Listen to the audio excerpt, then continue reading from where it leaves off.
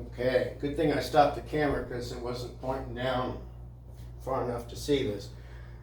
Once we've got all this part stake pulled out of there, what ends up happening is we take these these frame sections, put them together. I'm gonna have to find my square and square them all up.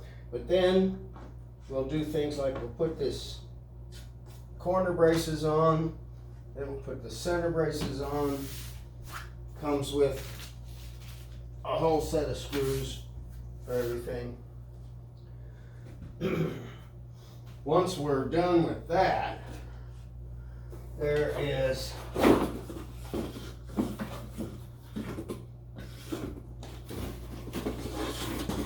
these flat pieces, and what you do is just take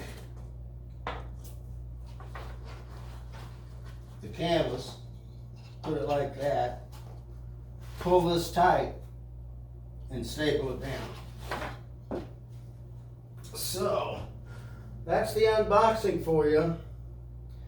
I'll probably put this together, and I may show bits of that and I may not. All right. Oh yeah, remember this is Fredrix Red Label canvas kit. I like them a whole lot, and that's what all of these big canvases are. Thank you.